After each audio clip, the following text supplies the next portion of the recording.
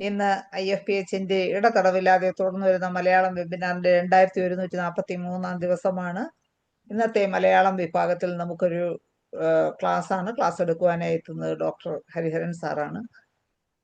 അദ്ദേഹത്തിന്റെ ക്ലാസ് കേൾക്കുന്നതിന് വേണ്ടി ഇന്ന് സൂം പ്ലാറ്റ്ഫോമിൽ എത്തിയിട്ടുള്ള എല്ലാ ബഹുമാന്യരായ ഡോക്ടേഴ്സിനെയും ഹോമിയോപ്പതി സ്നേഹികളെയും സ്റ്റുഡൻസിനെയും വളരെ സ്നേഹപൂർവ്വം ഇന്നത്തെ പ്രോഗ്രാമിലേക്ക് സ്വാഗതം ചെയ്യുന്നു. ഹരിഹരൻ സാർ നമുക്കൊരു കണ്ടിന്യൂസ് ആയിട്ട് ക്ലാസ് എടുത്തു വന്നതാണ്. അത് കഴിഞ്ഞു. ഇന്ന് ആസ്മ ബ്രോങ്കൈറ്റിസ് അതിൻ്റെ ഹോമിയോപ്പതിക് മാനേജ്മെൻറ്റും എന്നുള്ള വിഷയത്തിലാണ് സാർ ക്ലാസ് എടുക്കുന്നത്. ഹോമിയോപ്പതി ഡിപ്പാർട്ട്മെൻറ്റിൽ നിന്ന് ചീഫ് മെഡിക്കൽ ഓഫീസറായി റിട്ടയർ ചെയ്ത ഡോക്ടറാണ്. ധാരാളം പൊതുവേദികളിൽ ബോധവൽക്കരണ ക്ലാസ്സുകൾ എടുത്തു വരുന്നു. ഇന്ന് നമുക്ക് സാറിൻ്റെ ഇന്നത്തെ ക്ലാസ് കേൾക്കുന്നതിന് വേണ്ടി ഒരിക്കൽ കൂടി എല്ലാവരെയും സ്വാഗതം ചെയ്തുകൊണ്ട് സാറിനെയും ഇന്നത്തെ ക്ലാസ്സിലേക്ക് സ്വാഗതം ചെയ്യുന്നു. ക്ലാസ് തുടങ്ങാം സാർ.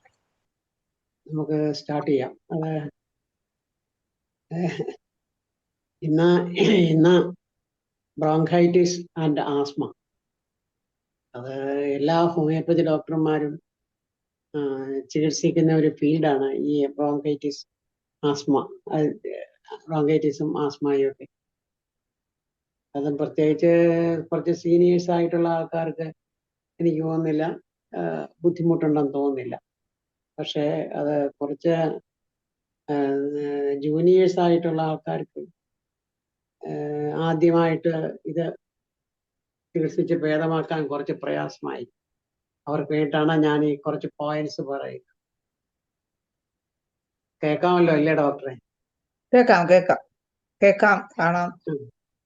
ശരി ശരി ശരി.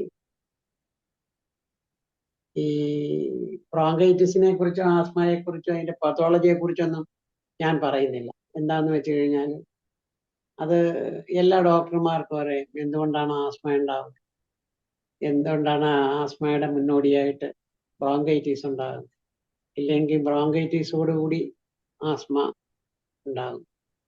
ഈ ബ്രോങ്കൈറ്റിസോടുകൂടി ആസ്മ ഉണ്ടാകുമ്പം അത് കുറച്ച് ബുദ്ധിമുട്ടാണ്. എന്താന്ന് വെച്ച് കഴിഞ്ഞാല് അവിടെ ആ ഇൻഫെക്ഷൻ ഉണ്ട്.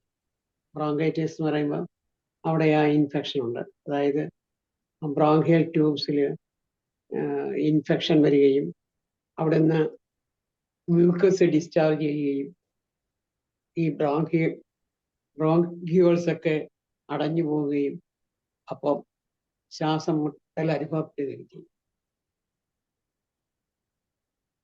പക്ഷെ ഈ ശ്വാസം മുട്ടൽ അനുഭവപ്പെടുമ്പോൾ ഇപ്പം പൊടുന്നതിനായിട്ട് ചെയ്യുന്ന എന്താണെന്ന് വെച്ച് കഴിഞ്ഞാൽ നമ്മൾ കുട്ടികളെ കൊണ്ടാണെങ്കിലും വലിയവരാണെങ്കിലും ഒരു ഡോക്ടറെ, അലോപ്പതി ഡോക്ടറെ സമീപിക്കുകയാണ് പതിവ്. ഈ പൾമണോളജിസ്റ്റ് ഇപ്പം മിക്കവാറും ഹോസ്പിറ്റലുകളിലെല്ലാം ഉണ്ട്. അവരവിടെ ചെന്ന് കഴിഞ്ഞാൽ ഈ ബ്രോങ്കൈറ്റിസും മാറാൻ വേണ്ടിയിട്ടുള്ള ആൻറ്റിബയോട്ടിക്കും ആസ്മ മാറാനുള്ള ഈ കോർട്ടിസോൺ പോലുള്ള മരുന്നുകളും ഇല്ലെങ്കിൽ ഇങ്ങനെ ഇൻഹെയിൽ ചെയ്യാനുള്ളതെല്ലാം കൊടുത്തു കഴിഞ്ഞാൽ ഇൻ നോ ടൈം നിമിഷം കുറയും. പക്ഷേ ബ്രോങ്കൈറ്റിസ് മാറില്ല. ബ്രോങ്കൈറ്റിസിന് അവര് ഇതിൻ്റെ കൂട്ടത്തിൽ ആൻറ്റിബയോട്ടിക്കും കൊടുക്കും. അങ്ങനെയാണ് സാധാരണ ചെയ്യാറ്. അപ്പോൾ നമ്മളും ഈ മെത്തേഡിൽ ചിലതൊക്കെ നമ്മൾ അഡോപ്റ്റ് ചെയ്യേണ്ടതായിട്ടുള്ള കാര്യം വരും. എന്താന്ന് വെച്ച് കഴിഞ്ഞാൽ ഇപ്പോൾ ഭയങ്കര സിവിയർ ആസ്മയായിട്ട് വർഷങ്ങളോളം ചികിത്സിച്ചുകൊണ്ടിരിക്കുന്ന ആൾക്കാർ, ഈ ഇൻഹലേഷൻ എടുക്കുന്ന ആൾക്കാർ, അവർക്കൊക്കെ പൊടുന്നനവേ നമുക്ക് ആസ്മയുടെ മരുന്ന് കൊടുത്താൽ അത്ര പെട്ടെന്ന് റിലീഫ് കിട്ടത്തില്ല. അത് ഘട്ടം ഘട്ടമായിട്ട് വേണം നമുക്കത് കുറയ്ക്കാനായി. കുട്ടികളിലും അതുപോലെ തന്നെ. ഇപ്പം വളരെ കൊച്ചു കുട്ടികൾക്ക് പോലും ഇവര് ഈ ഇൻഹലേഷനുള്ള ആ മെക്കാനിസം, ആ മെഷീൻ കൊടുക്കുകയാണ് ചെയ്യുന്നത്. അത് അതിനകത്ത് ടാബ്ലറ്റോ എന്തോ ഇട്ട് അത് അടിച്ചോളാൻ പറയും. അപ്പം കുട്ടി സുഖമായിട്ട് കിടന്നുറങ്ങും. പക്ഷെ പിറ്റേ ദിവസവും അതുപോലെ തന്നെ ഇഷ്ടം ഉണ്ടാവും. അപ്പോഴും അടിക്കും. അവർ പറയും ദിവസം 1 or 2 പ്രാവശ്യം അടിച്ചോളാം. ഭാവിയിൽ എന്താ പ്രശ്നമാകുന്നതെന്ന് വെച്ച് കഴിഞ്ഞാൽ ഈ ബ്രോങ്കിയൽ ട്യൂബ്സ് ഡയലേറ്റ് ചെയ്യാനുള്ള മരുന്നാണ് ഇതിൽ കൊടുക്കുന്നത്. ഡയലേറ്റ് ചെയ്യും.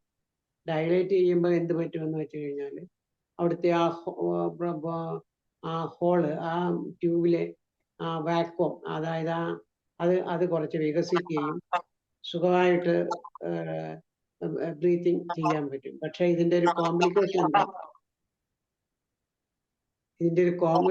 എന്താണ്? ശബ്ദം കേൾക്കുന്നുണ്ടോ ഡോക്ടറെ?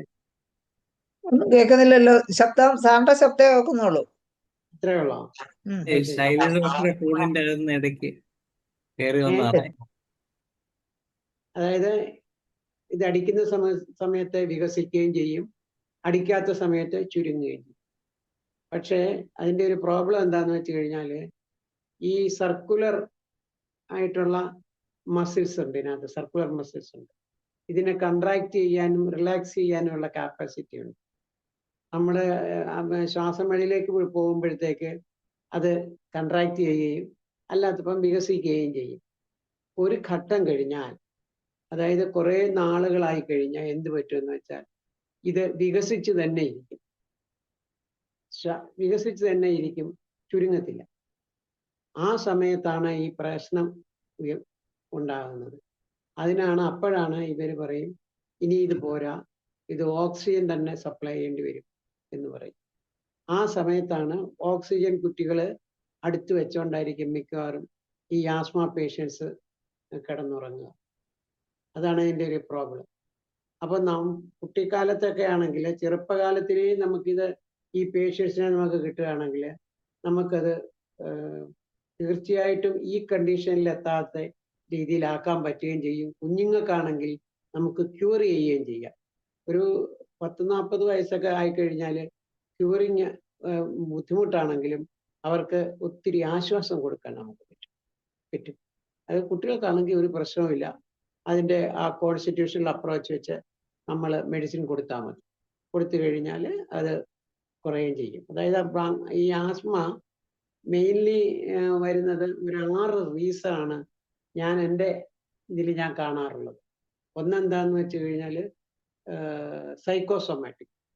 സൈക്കോസൊമാറ്റിക് ആയിട്ടുള്ള കാരണങ്ങൾ. അതായത് ഇതിന് സൈക്കിയായിട്ട് വലിയ ബന്ധമുണ്ട് ഈ ആസ്മയ്ക്ക്.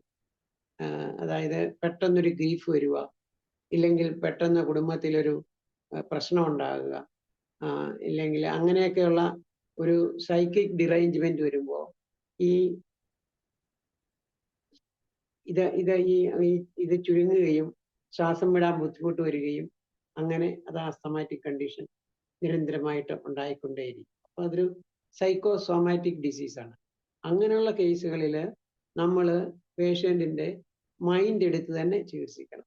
എന്തുകൊണ്ടാണ് ഇതുണ്ടാകുന്നത്? അത് ആസ്മയുടെ കേസ് എടുക്കുമ്പോൾ തന്നെ നമുക്കറിയാൻ പറ്റും എന്തുകൊണ്ടാണ് ഈ വ്യക്തിക്ക് ഈ രോഗം ഉണ്ടായത് എന്ന് നമുക്കറിയാൻ പറ്റും. അത് മേ ബി ചിലപ്പോൾ സൈക്കോസോമാറ്റിക് ആയിരിക്കാം. പിന്നെ അടുത്തത് അലർജി കോസ്. അലർജി കൊണ്ട് ആസ്മ ഉണ്ടാകും. അതായത് ഇപ്പോൾ എൻ്റെ ഒരു കൂട്ടുകാരൻ്റെ വൈഫുണ്ട്. ആ വൈഫിനുള്ള പ്രശ്നം എന്താന്ന് വെച്ചാൽ അതിൻ്റെ അടുത്ത് ഒരു വലിയ 5-star ഹോട്ടലുണ്ട്.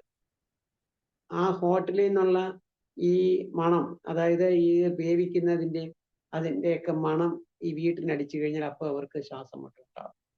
അതില്ലെങ്കിൽ അവർക്ക് ശ്വാസം മുട്ടലുണ്ടാകില്ല. അപ്പോൾ അതിൻ്റെ കാര്യം എന്താണെന്ന് വെച്ചാൽ ആ മണത്തിനോട് ഈ സ്ത്രീക്ക് അലർജി ഉണ്ട്. അലർജി ഉള്ളത് കൊണ്ടാണ്, അലർജി എന്ന് വെച്ചാൽ ഇഡിയോസിൻക്രസി ഉണ്ട്, അതുകൊണ്ടാണ് ആസ്മ ഉണ്ടാകുന്നത്. അതാണ് ഒരു റീസൺ. പിന്നെ നെക്സ്റ്റ് വേറൊരു ഉള്ളത് ഹെറിഡിറ്ററി ഫാക്ടർ. അതായത് അച്ഛനും അമ്മയ്ക്കും ഇല്ലെങ്കിൽ അപ്പൂപ്പനോ അമ്മമ്മയ്ക്കോ ആർക്കെങ്കിലും ഈ വലിവിൻ്റെ അസുഖം ഉണ്ടെങ്കിൽ, അല്ലെങ്കിൽ അലർജിക് ആയിട്ടുള്ള ഇതുണ്ടെങ്കിൽ ഈ കുട്ടികൾക്കും ഇത് വരാനുള്ള സാധ്യതയുണ്ട്. അത് ഹെറിഡിറ്ററി ആയിട്ട് വരുന്നതാണ്. അതിന് നമുക്ക് ഹെറിഡിറ്ററി ആയിട്ടുള്ള മെഡിസിൻ, അത് മാറ്റാൻ വേണ്ടിയിട്ടുള്ള മെഡിസിൻ നമുക്ക് കൊടുക്കേണ്ടി വരും. പിന്നെ അടുത്തത് മയാസ്മാറ്റിക് അപ്രോച്ചാണ്. മയാസം, അതായത് സെർട്ടൻ ബ്ലോക്സ്, അതായത് നമ്മൾ ചികിത്സിച്ച് വരുമ്പോഴത്തേക്ക് ചിലപ്പം ചില സൈക്കോട്ടിക് റീസൺസ്, ചിലപ്പോൾ ചില സോറിക് റീസൺസ് ഒക്കെ നമുക്ക് കാണാറുണ്ട്. അപ്പോൾ അത് നമ്മൾ മയാസ്മാറ്റിക് ആയിട്ടുള്ള മെഡിസിൻ കൊടുത്ത് അത് മാറ്റണം. ഇതെല്ലാം നമ്മുടെ കേസ് എടുത്തു കഴിയുമ്പോൾ നമുക്ക് അറിയാൻ പറ്റും. പിന്നെ അടുത്തത് വരുന്നത് മെയിൻ സപ്രഷൻ ഓഫ് സോറ.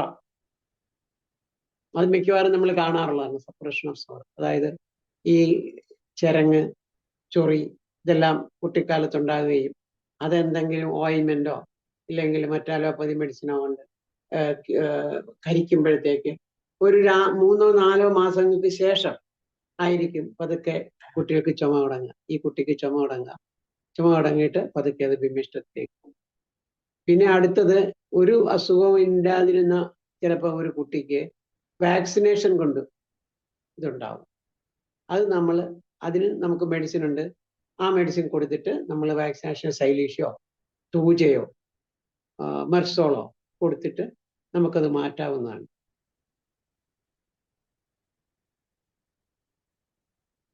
പിന്നെ ഈ മെന്റൽ ട്രോമ ഉള്ള കുട്ടികൾക്ക്, അതായത് മെന്റൽ ട്രോമ എന്ന് ഞാൻ ഉദ്ദേശിക്കുന്നത്, ഇപ്പം ഒരു വീട്ടില് അച്ഛനും അമ്മയും കൂടെ നിരന്തരമായിട്ട് വഴക്കുണ്ടാക്കുക എന്ന് വിചാരിച്ചു.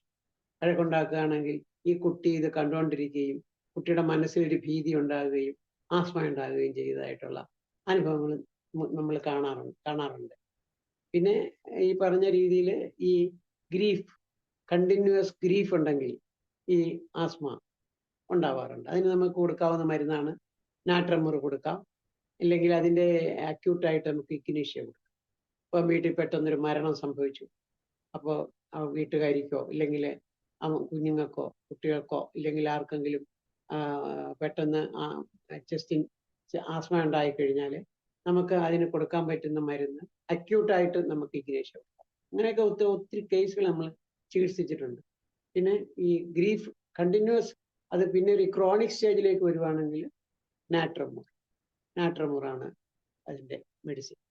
പിന്നെ ഈ അലോപ്പതിയിലാണെങ്കിൽ ഈ വേരിയസ് മെത്തേഡ്സ് വെച്ചിട്ട് അവര് ഈ അലർജൻ എന്താണെന്ന് കണ്ടുപിടിച്ചിട്ട് മരുന്ന് കൊടുക്കും. പക്ഷെ അത് അത്ര പ്രയോജനകരമായിട്ട് ഞാൻ നോക്കിയിട്ട് കണ്ടിട്ടില്ല. നമ്മുടെ എനിക്ക് ഡോക്ടറെ ഇത്രയും കാര്യങ്ങൾക്ക് എനിക്ക് അലർജിയാണ്, അതുകൊണ്ടാണ് ഞാൻ പരിശോധിച്ചിട്ട് വന്നിരിക്കുന്നത്, അതുകൊണ്ടാണ് എനിക്കിതുണ്ടാകുന്നത് എന്ന് പറയാറുണ്ട്. പക്ഷേ അത് അങ്ങനെ ഇരിക്കട്ടെ. എന്നിട്ടിപ്പം നമ്മൾക്ക് ഈ കോൺസ്റ്റിറ്റ്യൂഷൻ കണ്ടുപിടിക്കുക എന്ന് പറഞ്ഞു കഴിഞ്ഞാൽ, കുട്ടികളിലാണെങ്കിൽ ഞാൻ സാധാരണയായിട്ട് കാണുന്ന ഈ വിമ്മിഷ്ടത്തിന്റെ കോൺസ്റ്റിറ്റ്യൂഷൻ എന്ന് പറഞ്ഞ് സാധാരണ എൻ്റെയൊക്കെ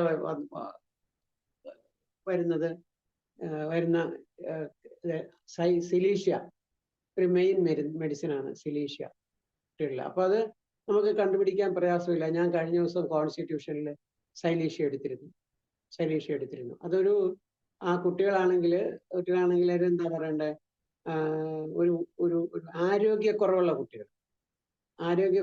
ഒരു കുട്ടിയായിരിക്കും. അതുപോലെ തന്നെ കംപ്ലീറ്റ് സ്വെറ്റിങ് ഉണ്ടായിരിക്കും. അതുപോലെ തന്നെ ചില്ലിയായിരിക്കും. പിന്നെ ഈ ഹാൻഡ് സ്വെറ്റ്സ് കൂടുതൽ കാണും. അതുപോലെ തന്നെ കൈ സ്വെറ്റ് കൂടുതൽ കാണും. പിന്നെ എന്തെങ്കിലുമൊക്കെ ആർട്ടിസ്റ്റിക് ആയിട്ടുള്ള ക്വാളിറ്റീസ് ഉണ്ടാവും. പിന്നെ അങ്ങനെയൊക്കെയുള്ള ഒക്കെ ആണെങ്കിൽ നമുക്ക് സൈലീഷ്യയിലേക്ക് പോകാവുന്നതാണ്. Very feeble constitution. അതേ സമയം തന്നെ നമുക്ക് കാൽക്കേരിയ കാർബൺ കിട്ടാറുണ്ട്.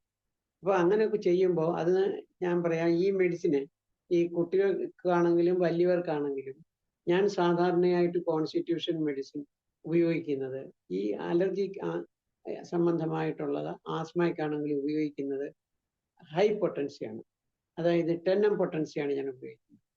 അത് ചില ഡോക്ടർമാർ പറയാറുണ്ട് അത് അക്യൂട്ട് അറ്റാക്ക് ആയിട്ടിരിക്കുമ്പം അത് കൊടുക്കാൻ പാടില്ല എന്ന് പറയാം. പക്ഷെ ഞാൻ അങ്ങനല്ല, ഞാനത് അറ്റാക്ക് ഉള്ളപ്പോൾ പോലും ഞാനത് കൊടുക്കാറുണ്ട്. അതിൻ്റെ കൂട്ടത്തിൽ വേറെ ചില മരുന്നുകളും കൂടെ ഞാൻ കൊടുക്കും. അതായത് ഇപ്പോൾ സൈലീഷ്യ 10M കൊടുത്തു കഴിഞ്ഞാൽ അക്യൂട്ട് അറ്റാക്ക് ഒന്ന് മാനേജ് ചെയ്യാൻ വേണ്ടിയിട്ട് ആ സിംറ്റംസ് നോക്കിയിട്ട് ചുമ ഉണ്ട് എങ്കിൽ ചുമയുണ്ട്, ഓക്കാനമുണ്ട്, ഇങ്ങനെ ടങ് ക്ലീനാണ്, അങ്ങനെയാണ് എങ്കിൽ ഞാൻ ഇതിൻ്റെ കൂട്ടത്തിൽ ഈ കോൺസ്റ്റിറ്റ്യൂഷണൽ മെഡിസിൻ കൊടുത്തതിന് ശേഷം പിറ്റേ ദിവസം തൊട്ടോ ഇല്ലെങ്കിൽ ഒരു 4 മണിക്കൂറിന് ശേഷമോ ഞാൻ ഈ മെഡിസിൻ കൊടുക്കാൻ പറയും. അത് ഫ്രീക്വൻ്റ് ആയിട്ട് കൊടുക്കാൻ പറയും. എപ്പിക്കാക്ക് ആണെങ്കിലും ഫ്രീക്വൻ്റ് ആയിട്ട് കൊടുക്കാൻ പറയും. പക്ഷെ എപ്പോഴും ഈ ഇത് കൊടുക്കുന്ന സമയത്ത്, ഈ എപ്പിക്കാക്ക് കൊടുക്കുന്ന സമയത്ത് നമ്മൾ അടുപ്പിച്ചടുപ്പിച്ച് കൊടുക്കാൻ പറയും. ഒരു 5 ഗുളിക പില്ലറ്റ് കൊടുക്കാൻ പറയാം. അതുപോലെ തന്നെ എപ്പോൾ ആസ്മയ്ക്ക് ചികിത്സിച്ചാലും നിങ്ങളാണെങ്കിലും ഞാനാണെങ്കിലും ചെയ്യേണ്ട ഒരു കാര്യം എന്താന്ന് വെച്ചാൽ കാർബോവെക്ക് ഒരിക്കലും മറക്കരുത്. കാർബോവെക്ക് എന്താന്ന് വെച്ച് കഴിഞ്ഞാൽ ഈ കാർബോവെക്ക് കൊടുത്തു കഴിഞ്ഞാൽ ഓക്സിജനേഷൻ കിട്ടും. ഇൻവേരിയബിളി ഞാൻ 40 വർഷമായിട്ട് 35 വർഷമായിട്ട് ഈ മെത്തേഡാണ് ഉപയോഗിക്കുന്നത്. കാർബോവെക്കും കൂടെ അതിൻ്റെ കൂട്ടത്തിൽ കൊടുക്കാറുണ്ട്. എപ്പിക്കാക്കും കാർബോവെട്ടും കൊടുക്കാറുണ്ട്. പിന്നെ ഈ ആഴ്സനിക്കത്തിൻ്റെ സിംറ്റം ചിലപ്പം കാണിക്കാറുണ്ട്, ആഴ്സനിക്കത്തിൻ്റെ സിംറ്റം. അപ്പോഴാ സമയത്ത് വളരെ ശ്രദ്ധിച്ച് ചെയ്യേണ്ട കാര്യം എന്ന് വെച്ചാൽ ഈ ആഴ്സനിക്കത്തിന് അഗ്രിവേഷൻ ഉണ്ട്. ആഴ്സനിക്ക് ഒരിക്കലും 200 പൊട്ടൻസിയോ അതിൻ്റെ ഹയറോ ഉടനെ കൊടുക്കാൻ പാടില്ല. കൊടുത്തു കഴിഞ്ഞാൽ അത് അഗ്രിവേറ്റ് ചെയ്യും. എൻ്റെ അനുഭവത്തിൽ നിന്നാണ് കാണുന്നത്. അതുകൊണ്ട് ഞാൻ 30 പൊട്ടൻസിയെ കൊടുക്കത്തുള്ളൂ. ഒരു അക്യൂട്ട് റെമഡി എന്നുള്ളതിൽ ഇപ്പോൾ ഒരു പേഷ്യൻ്റ് വന്ന് ഒരു കുട്ടിയെ കൊണ്ട് നമ്മുടെ ക്ലിനിക്കിൽ വന്നു, ധാരാളം വിമ്മിഷ്ടമുണ്ട്. അതുകൊണ്ട് അങ്ങനെ കുറയുന്നതായിട്ട് കാണുന്നില്ല എന്നുകൊണ്ട് കഴിഞ്ഞാൽ നമ്മൾക്ക് അവിടെ ഇരുത്തി തന്നെ കുറയ്ക്കാൻ പറ്റും. അതിന് പറ്റിയൊരു മെഡിസിനാണ് ആഴ്സനിക്കം 30. അത് ഫ്രീക്വൻ്റ് ആയിട്ട് റിപ്പീറ്റ് ചെയ്യേണ്ട കാര്യമില്ല. ഒരു ഡോസ് കൊടുത്തു കഴിഞ്ഞാൽ പിന്നെ ഇല്ലെങ്കിൽ ഒരു ഡ്രോപ്പ് ഒരു 1/4 ഗ്ലാസ് വെള്ളത്തിൽ ഇട്ട് കഴിഞ്ഞിട്ട് ഒഴിച്ചു കഴിഞ്ഞിട്ട് ഒരു ഡ്രോപ്പ് ഇട്ടിച്ച് കഴിഞ്ഞിട്ട് അടുപ്പിച്ച് ഒരു 15 മിനിറ്റ് ഇടവിട്ട് 3 നേരം കൊടുക്കുക. എന്നിട്ട് വെയിറ്റ് ചെയ്യുക. ഈ ആഴ്സനിക് ആൽബിൻ്റെ ഒരു പക്ക കോംപ്ലിമെൻ്ററി ആണ് ഈ കാർബോവെക്ക്. അപ്പം അത് കഴിഞ്ഞിട്ട് കുറഞ്ഞില്ല എന്നുണ്ടെങ്കിൽ കാർബോവെക്ക് 200 ഒരു ഡോസ് കൊടുക്കാം. അതിൻ്റെ കൂട്ടത്തിൽ കൊടുക്കാവുന്ന ഒരു മരുന്നാണ് ആസ്പിഡോസ്പോമ ടിഞ്ചർ. ഇത് കൊടുത്ത് അവിടെ ഇരുത്തി നമുക്കത് കുറച്ച് കഴിഞ്ഞിട്ട് വിട്ടാൽ മതി.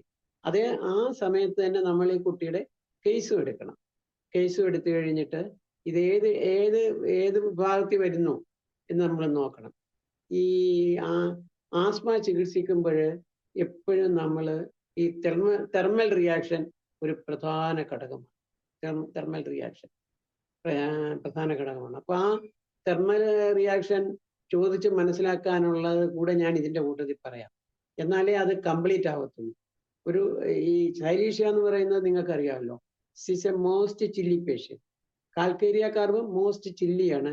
പക്ഷേ ഈ കാൽക്കേരിയ കാർബിൻ്റെ ഒരു പ്രത്യേകത എന്താണെന്ന് വെച്ച് കഴിഞ്ഞാൽ ഭയങ്കരമായിട്ട് സെറ്റ് ചെയ്യുകയും ചെയ്യും. കാൽക്കേരിയ കാർബ് പേഷ്യൻസ് ഈ എപ്പോഴും ഫാനിട്ടിരിക്കുകയും ചെയ്യും. കുറേ നേരം ഫാനിട്ട് കഴിയുമ്പോൾ അവർക്ക് തണുപ്പ് തോന്നുകയും അവരത് ഓഫ് ചെയ്യുകയും ചെയ്യും. കുളിക്കാനാണെങ്കിലും ഈ കാൽക്കേരിയ കാർബ് പേഷ്യൻസിന് എപ്പോഴും ചൂടുവെള്ളമാണ് അവർ പ്രിഫർ ചെയ്യുന്നത്. ഈ സൈലീഷ്യയും ചൂടുവെള്ളമാണ് പ്രിഫർ ചെയ്യുന്നത്. ഞാൻ ഇതിൻ്റെ കൂട്ടത്തിൽ അതും കൂടെ ഞാൻ പറയാം. പിന്നെ അത് ഇത് ഇങ്ങനെ കൊടുക്കുക. ഇങ്ങനെ കൊടുത്തു കഴിഞ്ഞിട്ട് ഏത് കോൺസ്റ്റിറ്റ്യൂഷൻ ആണെന്ന് കണക്കാക്കിക്കൊണ്ട് നമ്മൾ മെഡിസിൻ കൊടുക്കുക. അത് ഞാൻ സാധാരണയായിട്ട് പറഞ്ഞല്ലോ 10 പൊട്ടൻസീസ് ആണ് കൊടുക്കാറ്. കാൽക്കേരിയ കാർബ് വരാറുണ്ട്. പിന്നെ നാട്രം സൾഫ് വരാറുണ്ട്. നാട്രം സൾഫ് ഒരു ഹോട്ട് പേഷ്യൻ്റ് ആണ്. ഈ നാട്രം സൾഫ് ഹോട്ട് പേഷ്യൻ്റ് ആണെന്ന് നാട്രം നിങ്ങൾക്ക് അറിയാമല്ലോ. നാട്രം ഒക്കെ നമ്മൾ ഹോട്ട് ഇതിനകത്ത് വരുന്നതാണ് നാട്രം സൾഫ്. അതേസമയം ചില പേഷ്യൻസിനുണ്ട് ഇത് മിങ്കിൾ ചെയ്ത് വരും. അതായത് ഇപ്പൊ ഉദാഹരണമായിട്ട് ഞാൻ പറയാം, കാൽക്കേരിയ അയോഡൈഡ്, കാൽക്കേരിയ ചില്ലിയാണ്. അതേസമയം അയഡൈഡ് എന്ന് പറയുന്നത് ഹോട്ടാണ്. അപ്പൊ ഇത് രണ്ടും കൂടെ മിക്സ് ചെയ്ത് വരും. ചില സിംറ്റംസ് ഇത് ചില്ലിനെസ് കാണിക്കുമ്പോൾ അതേസമയം തന്നെ ചില സിംറ്റംസിന് ഹോട്ടിൻ്റെ കാണിക്കും. അവിടെയാണ് നമ്മൾ കാൽക്കേരിയ അയോഡൈഡ് കൊടുക്കുന്നത്. ഇതുപോലെ തന്നെ ആഴ്സനിക് അയോഡ്, ആഴ്സനിക്കും ചില്ലി പേഷ്യൻ്റ് ആണ്. പക്ഷെ അതിൻ്റെ അയഡൈഡ് എന്ന് പറയുമ്പോൾ അത് ഹോട്ട് ഇതിൻ്റെ കാണിക്കും. അപ്പോൾ അങ്ങനെ വരുമ്പോഴത്തേക്ക് നമ്മളത് ശ്രദ്ധിച്ചോണം. ഈ ആൻസിനിക് അയോഡൈഡ് സാധാരണയായിട്ട് ഞാൻ കൊടുക്കാറുള്ളത് ഈ അലർജി, അതായത് ഈ തുമ്മല് ഒക്കെ കണ്ടമാനമുള്ള പേഷ്യൻസിന് വരുന്ന പേഷ്യൻസ് ഈ രീതിയിലുള്ള കോൺസ്റ്റിറ്റ്യൂഷൻ ആണെങ്കിൽ ഞാൻ ആഴ്സനിക് അയോഡൈഡ് 10 ഇമ്പോർട്ടൻസ് കൊടുക്കും. പിന്നെ ഇതിൻ്റെ കൂടെ തന്നെ ഞാൻ പറഞ്ഞു വരേണ്ട ഒരു കാര്യം എന്താണെന്ന് വെച്ച് കഴിഞ്ഞാൽ, ഈ ആസ്മ തുടങ്ങുന്നതിന് മുമ്പ് നമുക്കൊരു രോഗിയെ പ്രത്യേകിച്ച് അറിയാൻ പറ്റും. എങ്ങനെയാന്ന് വെച്ച് കഴിഞ്ഞാൽ, നമ്മുടെയൊക്കെ ആദ്യം വരുന്നത് നമ്മുടെയൊക്കെ ഇല്ല, ഏത് ആസ്മ ഉള്ള കുട്ടികളെ ആണെങ്കിലും ആദ്യം കൊണ്ടുവരുമ്പോൾ അതിന് തുമ്മലോട് കൂടിയായിരിക്കും നമ്മുടെയൊക്കെ കൊണ്ടുവരുന്നത്. തുമ്മൽ, സിവിയർ ആയിട്ടുള്ള സ്നീസിങ്, തുമ്മല്, കണ്ണിയൊറിച്ചില്, മൂക്കിയൊറിച്ചില്, ഇതൊക്കെ ആയിട്ടായിരിക്കും നമ്മുടെ കൊണ്ടുവരിക. അപ്പോൾ അങ്ങനെ നമ്മൾ അതിൻ്റെ കേസ് എടുത്തു കഴിയുമ്പോൾ ഇത് ഈ കുട്ടി ഇപ്പോൾ ഒരു ചില്ലി ആയിട്ടുള്ള ഒരു കുട്ടിയാണെങ്കിൽ നിങ്ങൾക്ക് ധൈര്യമായിട്ട് ആഴ്സനിക് ആൽബ് കൊടുക്കാം, 10 ഇമ്പോർട്ടൻസ് കൊടുക്കാം, കണ്ണുടച്ചുകൊണ്ട് കൊടുക്കാം. ഒരാഴ്ച കൊണ്ട് ഈ തുമ്മൽ സബ്സൈഡ് ചെയ്യും. പക്ഷേ ഈ ചില കുഞ്ഞുങ്ങൾക്കാണെങ്കിൽ ഈ ആഴ്സനിക് ആൽബ് നമ്മൾ 10 ഇമ്പോർട്ടൻസ് കൊടുത്തു കഴിഞ്ഞാൽ പിന്നെ ഉണ്ടാകുന്നതായിട്ട് കാണാറില്ല. പക്ഷേ അടുത്തൊരു സ്റ്റെപ്പ് ഉണ്ട്. ആ അടുത്ത സ്റ്റെപ്പ് എങ്ങനെയാണെന്ന് വെച്ച് കഴിഞ്ഞാൽ, ഈ കുട്ടി ട്യൂബർക്കുലർ കോൺസ്റ്റിറ്റ്യൂഷൻ ആണ് എങ്കിൽ, മിക്കവാറും ഇങ്ങനെയുള്ള കുട്ടികൾക്ക് നമ്മൾ കൊടുക്കേണ്ട ഒരു മയാസ്മാറ്റിക് റെമഡി, നെക്സ്റ്റ് കൊടുക്കേണ്ട മരുന്ന് ട്യൂബർക്കുലിനമാണ്. ട്യൂബർക്കുലിനം 10 ഒരു ഡോസ് കൊടുക്കാം.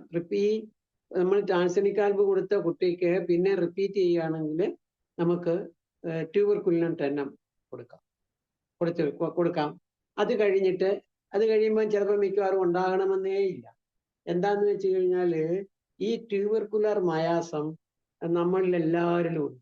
ട്യൂബർക്കുലർ മയാസം അത് ഏതോ ഒരു കാലഘട്ടത്തിൽ നമുക്ക് വന്നു കൂടി ചേർന്നിരിക്കുന്നതാണ് ഈ ട്യൂബർക്കുലർ മയാസം എന്ന് പറയുന്നത്. അത് നമ്മുടെ ഉള്ളിലുണ്ട്. അതുകൊണ്ട് ഈ ട്യൂബർക്കുലിനം നമ്മൾ മറന്നു പോകരുത്. ആഴ്സനിക് ആൽബ് കൊടുത്തു കഴിഞ്ഞിട്ട് ട്യൂബർക്കുലിനം ഒരു 10 ഒരു ഡോസ് കൊടുക്കും. അത് കഴിഞ്ഞ് പിന്നെ അതിനുശേഷം പിന്നെ ഉണ്ടാവാറില്ല. ഇമ്മിഷ്ടമാണെങ്കിലും ഇതുപോലെ തന്നെയാണ്. ട്യൂബർക്കുലിനം കൊടുത്തു കഴിഞ്ഞാൽ പിന്നെ ഉണ്ടാകുന്നതായിട്ട് കാണുന്നില്ല. പിന്നെ അത് കഴിഞ്ഞിട്ട് പിന്നെയും ഇത് ഉണ്ടാകുന്നെങ്കിൽ കൊടുക്കേണ്ട മെഡിസിനാണ് ഒരു 2 ആഴ്ചയോ 3 ആഴ്ച കഴിഞ്ഞിട്ട് വരികയാണെങ്കിൽ തൂജ കൊടുക്കണം. തൂജ 10 ഒരു ഡോസ് കൊടുക്കണം. മിക്കവാറും ആ തൂജ കൊടുക്കുന്നതോടുകൂടി ആ പേഷ്യന്റ് ക്യൂർ ചെയ്തിരിക്കും. അങ്ങനെയാണ് അതിൻ്റെ ഒരു ക്രോണോളജിക്കൽ ഓർഡറാണ് അത്. പിന്നെ ഇതിൻ്റെ ഈ കുട്ടികൾക്ക് തന്നെ ഇപ്പൊ ബ്രോങ്കൈറ്റിസ് ആയോടുകൂടി നമ്മുടെയൊക്കെ കൊണ്ടുവരുന്നത്. നല്ല ടെമ്പറേച്ചർ ഉണ്ടെന്ന് വിചാരിച്ചോ കുട്ടിക്ക്, ഭയന്ന് പോകരുത്. കാര്യം ടെമ്പറേച്ചറോടുകൂടി നമ്മുടെ കയ്യിൽ വിമിഷ്ടമായിട്ട് കൊണ്ടുവന്നു കഴിഞ്ഞാൽ അതിന് ഏറ്റവും ബെസ്റ്റ് മെഡിസിൻ എന്ന് പറയുന്നത്, ആ സമയത്ത് നമ്മൾ കൊടുക്കേണ്ട മെഡിസിൻ ഈ കോൺസ്റ്റിറ്റ്യൂഷണൽ മെഡിസിൻ അപ്പം കൊടുക്കണ്ട. അതിന് മുമ്പ് അത് പിറ്റേ ദിവസമോ അത് കഴിഞ്ഞിട്ടോ നമുക്ക് കൊടുത്താൽ മതി. ഈ ടെമ്പറേച്ചർ ഉള്ളപ്പോൾ അത് കൊടുക്കണ്ട. മറിച്ച് എന്താ ചെയ്യേണ്ടതെന്ന് വെച്ച് കഴിഞ്ഞാൽ, വെരേട്രമിഡ് 30 ഫ്രീക്വൻ്റ് ആയിട്ട് അവരൊക്കെ പറയണം. ഞാൻ സാധാരണയായിട്ട് നല്ല ടെമ്പറേച്ചർ ഉണ്ടെങ്കിൽ അരമണിക്കൂർ ഇടവിട്ട് കൊടുക്കാൻ മതി. അതിൻ്റെ കൂട്ടത്തിൽ ഈ പേഷ്യൻറ്റിന് ക്ലീൻ ടങ് ആണെങ്കിൽ എപ്പിക്കാക്കും കൂടെ കൊടുക്കും. ഇതിൻ്റെ കൂട്ടത്തിൽ ഇത് മൾട്ടി പ്രിസ്ക്രിപ്ഷൻ ആണ് എങ്കിലും കൊടുക്കും.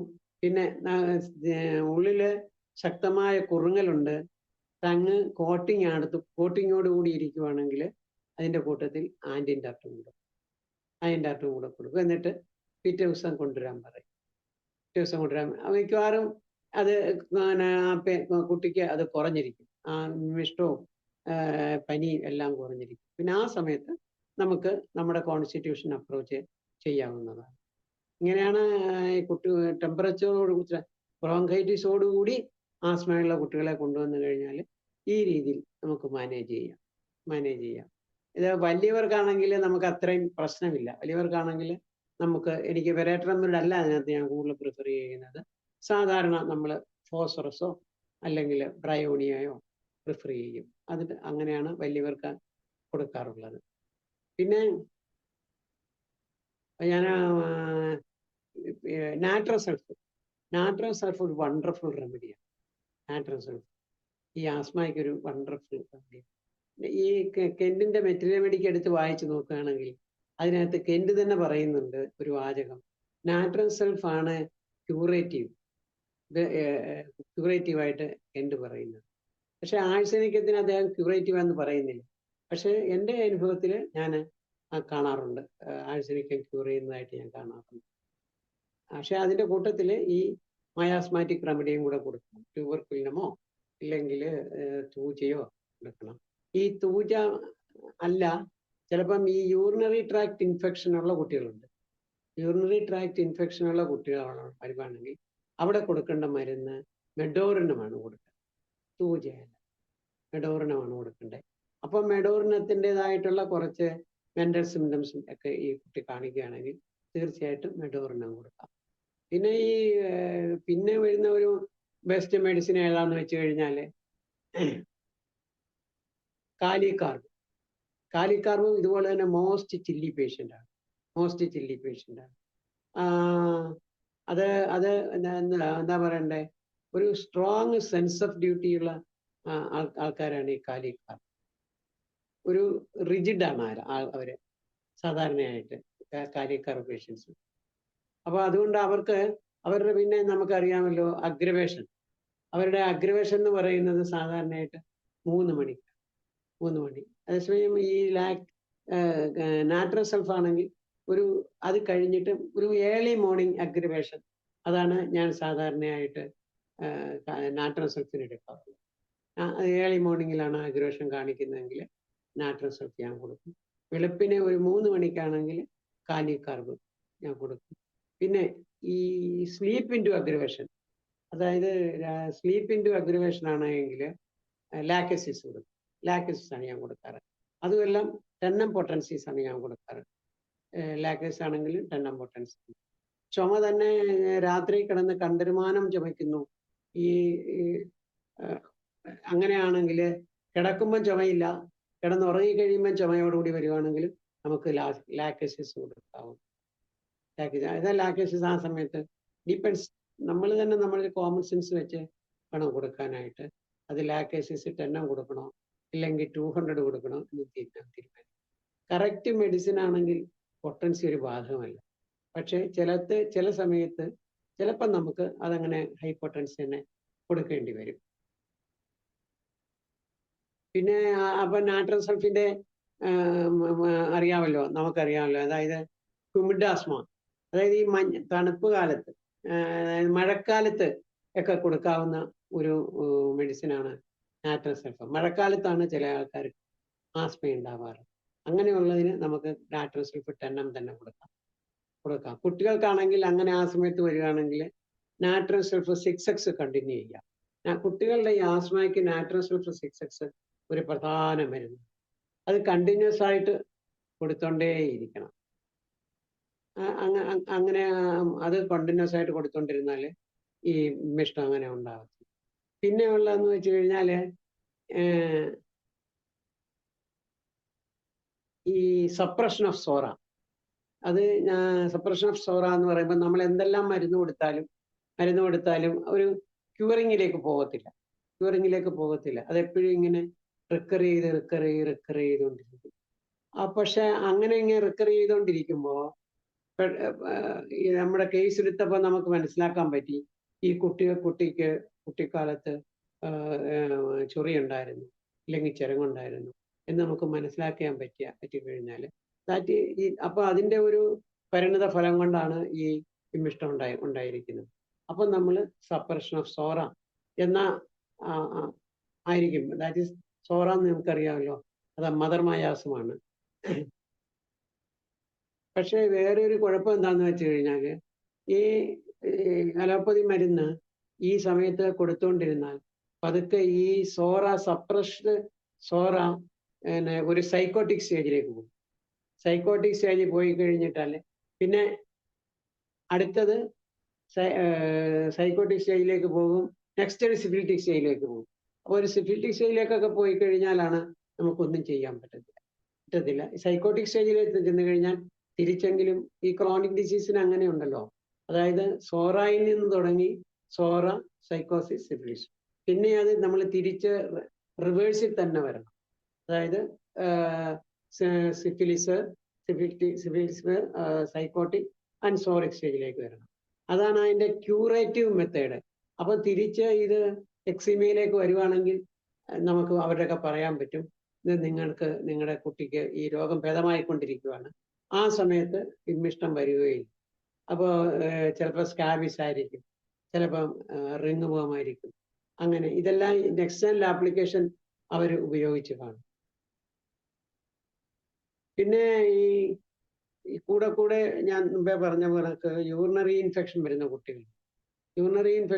കുട്ടികൾക്കാണെങ്കിൽ നമ്മൾ ഒരിക്കലും ഈ മെഡോറിനം മറക്കരുത്. പിന്നെ നെക്സ്റ്റ് ഈസ് വാക്സിനേഷൻ. വാക്സിനേഷൻ എടുത്തു കഴിഞ്ഞാൽ ചില കുട്ടികൾക്ക് ഈ വിമ്മിഷ്ടം ഉണ്ടാവും. അപ്പം നമ്മൾ ചെയ്യേണ്ടത് എന്താണെന്ന് വെച്ച് കഴിഞ്ഞാൽ അതിന് ആൻറ്റിഡോട്ട് ചെയ്യണം.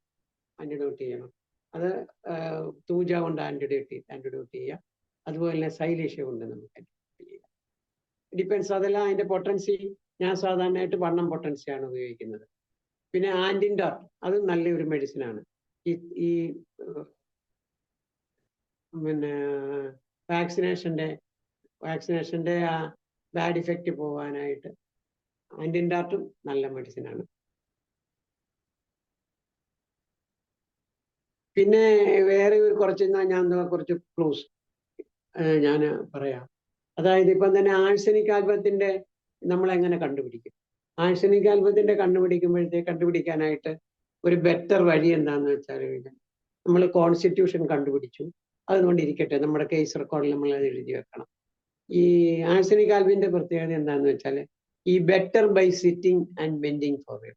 നേരെ ഇങ്ങനെ ഇരിക്കും, നേരെ ഇരുന്നിട്ട് കൈകൂട്ടി ഇങ്ങനെ ബെൻഡിങ് ഫോർവേഡ് ഇരിക്കും. അതാണ് ആഴ്സനിക് ആൽബത്തിന്റെ ഒരു പൊസിഷൻ. പ്രയാസം കുറയുന്ന, അവർക്ക് സുഖം തോന്നിക്കുന്ന ഒരു പൊസിഷനാണ്. അതേസമയം സോർണം അങ്ങനല്ല. സോർണം നമുക്ക് കിടക്കുമ്പം ഈ രണ്ട് കൈയും, ഈ ആസ്മ പേഷ്യൻ്റ് ആണെങ്കിൽ ഈ രണ്ട് കൈകളും ബെറ്റർ എപ്പാർട്ട്, ഇങ്ങനെ മലന്ന് കിടന്ന് കൈ ഇങ്ങനെ വികസിച്ച് ഇങ്ങനെ നീട്ടിവെക്കും. അതാണ് സോർണത്തിന്റെ പ്രത്യേകത. ഓരോ പൊസിഷൻ വെച്ച് നമുക്ക് പ്രിസ്ക്രൈബ് ചെയ്യാം. പിന്നെ മെഡോറിനത്തിന്റെ അറിയാമല്ലോ, ബെറ്റർ ബൈ നീ ചെസ്റ്റ് പൊസിഷൻ. ഇതിനകത്ത് നീ ചെസ്റ്റ് പൊസിഷൻ പറയുന്നുണ്ടെങ്കിൽ പോലും ഒരു കമന്ന് കിടക്കുന്ന പ്രകൃതം ഉണ്ടെങ്കിൽ, കുട്ടികൾക്ക് വിമ്മിഷ്ടം വരുമ്പോൾ കമന്ന് കിടക്കുക, അതുപോലെ തന്നെ സ്ഥിരമായിട്ട് ഒരു കുട്ടി കമന്ന് കിടക്കുക, അതാണ് അവന് സുഖം തോന്നുന്നെങ്കിൽ ദാറ്റ് ഈസ് മെഡോറിനം. പിന്നെ അതിനകത്ത് വേറെ ഒരു കാര്യം കൂടെ ഞാൻ പറയാം. ഈ മെഡോറിനം കുട്ടികൾക്ക് ഈ പുളി വലിയ ഇഷ്ടമാണ്, പുളി. അപ്പോൾ അവരുടെ ടേസ്റ്റ് നമ്മൾക്ക് കേസെടുക്കുമ്പോൾ കിട്ടുകയാണ്. ഈ പുളി അല്ലാത്ത ക്രേസ് ഉണ്ടെങ്കിൽ നമുക്ക് മെഡോറിനം പ്രിസ്ക്രൈബ് ചെയ്യാവുന്നതാണ്. പിന്നെ ഈ കാലികാർബിനും better by sitting up and bending forward ആണ് ഈ കാലികാർബിന്. പിന്നെ ഞാൻ മുമ്പേ പറഞ്ഞതുപോലെ മൺസൂൺ സീസണിലാണ് ഈ വിമ്മിഷ്ടം വരുന്നെങ്കിൽ നിങ്ങൾ നാട്രസ് ഒക്കെ മറക്കരുത്. Monsoon better in monsoon season. Monsoon season ആകുമ്പോഴത്തേക്ക് അത് സുഖം തോന്നിക്കുന്നുവെങ്കിൽ ദാറ്റ് ഈസ് കോസ്റ്റിക് ആണ്. അതിൻ്റെ മേൽ കോസ്റ്റിക് ആണ്. നെക്സ്റ്റ് വരുന്നത് ഹെപ്പാർ സൾഫാണ്. ഹെപ്പാർ സൾഫർ പേഷ്യൻസിനെ കുറിച്ച് നിങ്ങൾക്കറിയാം. അതായത് അത് ഹൈലി സെൻസിറ്റീവ് പേഷ്യൻ്റ് ആണ് ഹെപ്പാർ സൾഫർ. ഭയങ്കര ചില്ലിയാണ് ഈ ഹെപ്പാർ സൾഫർ പേഷ്യൻ്റ്. ഈ മഴക്കാലമോ തണുപ്പ് കാലമോ ഒക്കെ വന്നാലും എത്ര ചൂടിയാലും അവർക്ക് തണുപ്പ് നിൽക്കത്തില്ല, വിറച്ചുകൊണ്ടേയിരിക്കും. ഈ AC-യിലൊക്കെ ഇരിക്കാൻ പറ്റത്തില്ല ഹെപ്പാർ സൾഫർ പേഷ്യൻറ്റിന്. അത് അങ്ങനെയുള്ള പരിപാടിയാണെങ്കിൽ, അതായത് ഡ്രൈ കോൾഡ്, അങ്ങനെയാണെങ്കിൽ നമുക്ക് കൊടുക്കാവുന്ന മരുന്നാണ് ഹെപ്പാർ. പിന്നെ അടുത്ത ആസ്മയ്ക്ക് നമുക്ക് കൊടുക്കാൻ പറ്റുന്ന ഒരു മരുന്ന്, ഈ കുട്ടികളുടെ അഗ്രവേഷൻ എപ്പോഴാണ് നമ്മൾ ചോദിക്കുമ്പോൾ അവർ പറയുകയാണ് ഒരു ന്യൂമോണ്ടേയിലാണ് ഇത് വരുന്നത് എന്ന് വിചാരിച്ചോളൂ. ന്യൂമോണ്ടേയിലായിരുന്നാണ്. പിന്നെ അത് ഫുൾമുണ്ടയിലും കാണാറുണ്ട് സൈലേഷ്യ. അപ്പോൾ അങ്ങനെയാണെങ്കിൽ ആ സൈലീഷ്യ നമ്മൾ കൊടുക്കണം. ഏറെ മരുന്നുകളുണ്ട് അതിന് അലൂമിന, ഫോസ്ഫറസ്, സൾഫർ ഒക്കെ ഉണ്ടെങ്കിലും സൈലീഷ്യ ഈസ് ദ ബെസ്റ്റ് മെഡിസിൻ. പിന്നെ ഈ ആസ്മ പേഷ്യൻസിൽ തന്നെ family history of the bronchitis ഉണ്ടായിരുന്നോ, ഇല്ലെങ്കിൽ അച്ഛനും അമ്മയ്ക്കും ന്യൂമോണിയ വന്നിട്ടുണ്ടോ എന്ന് ചോദിക്കുക. അങ്ങനെയാണെങ്കിൽ ഈ ഇൻട്രക്കറന്റ് ആയിട്ട് ബാസിലിനം കൊടുക്കണം. ബാസിലിനം അത് കുറച്ച് നമുക്ക് ഒന്നുകൂടെ ഐഡന്റിഫൈ ചെയ്യാം. കുറച്ച് വണ്ണിച്ച പ്രകൃതിയാണ് ഈ കുട്ടിയെങ്കിൽ ബാസിലിനവും, അല്ലെങ്കിൽ ട്യൂബർകുലിനും കൊടുക്കാം. പിന്നെ ഈ ആസ്മ പേഷ്യൻസിന് തന്നെ ഈ വയറിന് കംപ്ലൈന്റ് ഉണ്ട്, ഗ്യാസ് ട്രബിൾ ഉണ്ട്, ഇൻഡൈജഷൻ ഉണ്ട് എങ്കിൽ അതുണ്ടാകുമ്പോഴാണ് ഈ വിമ്മിഷ്ടം വരുന്നത്. ഇല്ലെങ്കിൽ അനുബന്ധമായിട്ട് വരുന്നുണ്ട് എങ്കിൽ കൊടുക്കേണ്ട മെഡിസിൻ നക്സോമിക്കയാണ്. നക്സോമിക്ക വണ്ണം തന്നെ 1-2 ഡോസ് കൊടുക്കാം. പിന്നെ ഈ ലൈറിംഗൽ കഫ് എന്ന് പറയുന്നത് ഈ തൊണ്ടയിൽ നിന്ന് ഇങ്ങനെ ചുമച്ചുകൊണ്ടിരിക്കും ഈ വലിയ രോഗികൾ. അത് വരുമ്പോൾ അവർ പറയും എനിക്ക് വിമ്മിഷ്ടം വരാൻ പോകുന്നു എന്നാ അവർക്കറിയാം, ഇല്ലെങ്കിൽ പേരൻസിന്. അങ്ങനെയുള്ളതിന് ആ വരാൻ പോകുന്നതിന് മുമ്പ് നമുക്ക് ഏറ്റവും നന്നായിട്ട് കൊടുക്കാൻ പറ്റുന്ന മരുന്ന് ഏതാണെങ്കിൽ അത് ഡ്രൊസേറയാണ്. പിന്നെ ഈ നെർവസ് പേഷ്യൻസ്, അതായത് എന്താ പറയണ്ടേ, ന്യൂറോട്ടിക് നെർവസ് പേഷ്യൻസ് ആണെങ്കിൽ അതിൻ്റെ ഏറ്റവും ബെസ്റ്റ് മെഡിസിൻ എന്ന് പറയുന്നത് വലേറിയാനയും കൊടുക്കാം. അതിൻ്റെ കൂട്ടത്തിൽ നമുക്ക് പാസിഫ്ലോറ ടിഞ്ചറും കൊടുക്കാം. പിന്നെ കോൾഡ് വാട്ടർ കുടിച്ചു കഴിഞ്ഞാൽ better by drinking cold water. അത് കൊടുക്കാവുന്ന മരുന്ന് കുപ്രമെറ്റാണ്.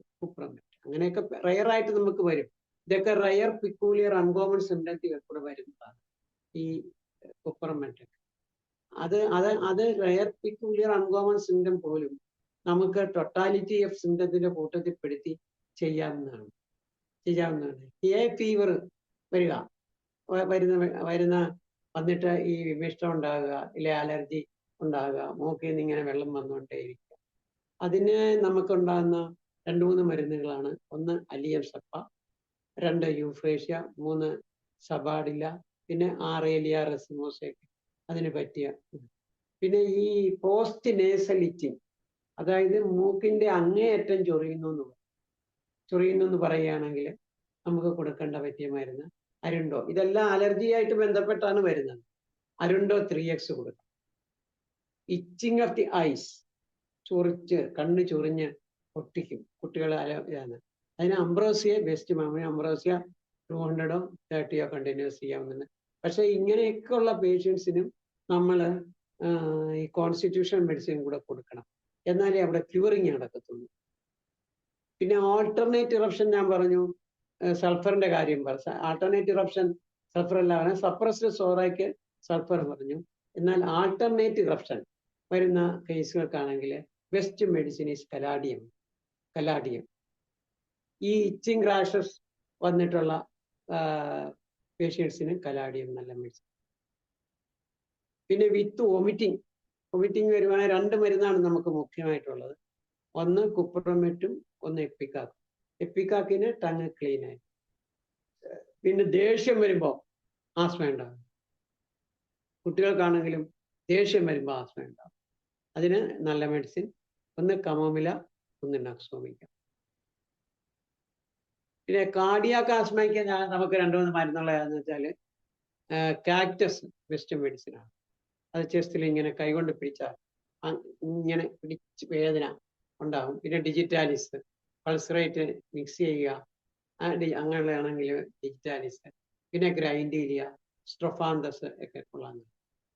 പിന്നെ വേറെ ഒരു മെഡിസിൻ നമുക്ക് പറയാവുന്ന സ്പാസം ഓഫ് എപ്പിഗ്ലോട്ടിസ്, അതുകൊണ്ടുണ്ടാകും. അത് നമുക്ക് പേഷ്യൻ്റ് തന്നെ പറയും, എനിക്ക് ഇവിടെ എന്തോ ഇങ്ങനെ സ്പാസം പോലെ ഇങ്ങനെ പിടിച്ചിരിക്കുന്നു എന്ന് പറയും. That medicine is മെഡോറിന.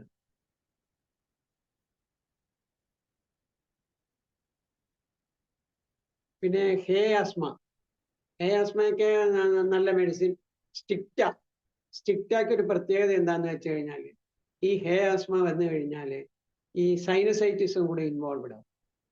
സൈനസൈറ്റിസും കൂടെ ഇൻവോൾവ്ഡ് ആയി കഴിഞ്ഞാൽ നമുക്ക് സ്റ്റിക്റ്റ് ആണെന്നല്ല, അതായത് ബോത്ത് സൈനസിൽ ഇൻഫെക്ഷൻ വരുവാണെങ്കിൽ അതിൻ്റെ മെഡിസിൻ സ്ട്രിക്റ്റ് ആയിരിക്കും.